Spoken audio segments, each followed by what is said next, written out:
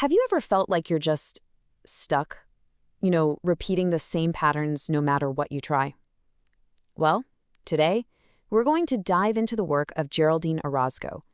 She has this pretty radical idea that we have way more influence over our lives, right down to our DNA, than we think. So let's get into it. And this quote right here, this is the key to her entire framework. It's this central idea that our genetic makeup isn't some fixed, unchangeable blueprint. Instead, it's something we can actually work with, something we can paint on. Let's really hold on to that metaphor of a canvas, because it is absolutely fundamental to everything we're about to cover. So, who's the person behind this pretty powerful idea? Let's take a closer look at Geraldine Orozco, the therapist and teacher who developed this really unique approach to healing. Okay, now this is where it gets really interesting. Look at this combination of qualifications. She's an epigenetic psychotherapist, which is a fancy way of saying she works with how our behaviors and our environment can actually affect the way our genes express themselves.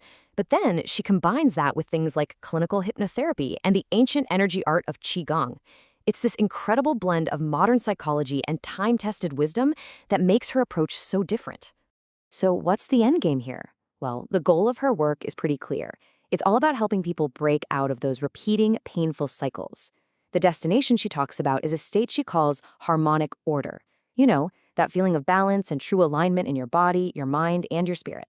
So how does she actually help people get to this harmonic order? Well, it all comes down to her core framework, something called the epigenetic energy cultivation method. This is really the foundation of her entire practice.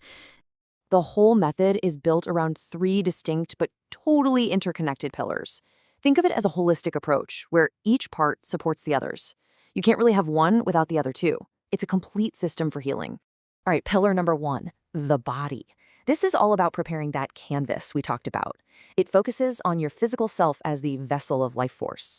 So the practices here are all about restoring your energy and building resilience from the ground up, literally at a cellular level. Next up, pillar 2, the mind. This is where that epigenetic psychotherapy really comes into play. The idea here is to dig in and identify and then change the subconscious beliefs that we've inherited or just picked up through life. These are seen as the very beliefs that influence how our genes express themselves. And the third pillar is spirit. This one is all about empowerment and making the changes last. It's about giving you the tools like meditation and daily rituals to keep the progress going and connect with what she calls your soul blueprint, basically your core purpose. You see how they all fit together, right? The idea is you can't really address the mind's patterns without also taking care of the body's energy and the spirit's direction. It's all connected. Okay, so that's the theory, but what does this actually look like in practice? Let's take a look at one of the main services she offers that really brings all 3 of these pillars together. A key service that puts these principles into action is called DNA reprogramming. I mean, the name itself really says it all, doesn't it? It's about actively changing those limiting patterns that we hold deep within us.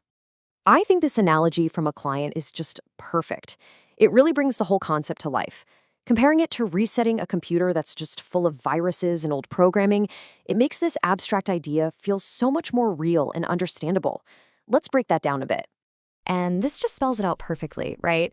The viruses of anxiety, doubt, and self-sabotage get replaced with a system that just runs smoothly. The glitches disappear, and you see a real shift in everyday life. I mean, who doesn't want to be dancing while doing dishes? Here's another testimonial that hits on a different but just as important theme in Orozco's work, this idea of healing ancestral patterns. This suggests that the work isn't just about you. It's about something that can ripple backward through your entire family line.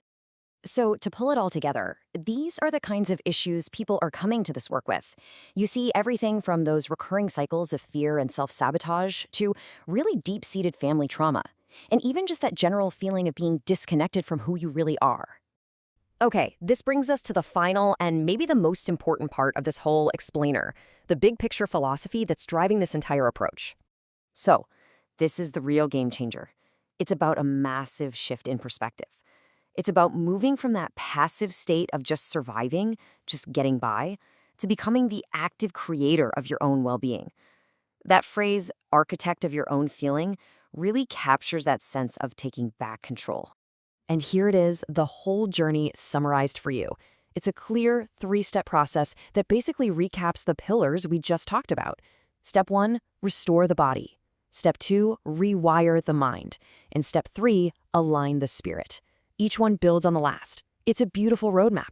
So when you boil it all down, the fundamental belief here is that this deep capacity for healing isn't something you have to go out and get from some external source. Instead, it's described as this innate intelligence that's already inside of you, just waiting to be unlocked. And that brings us right back full circle to where we started.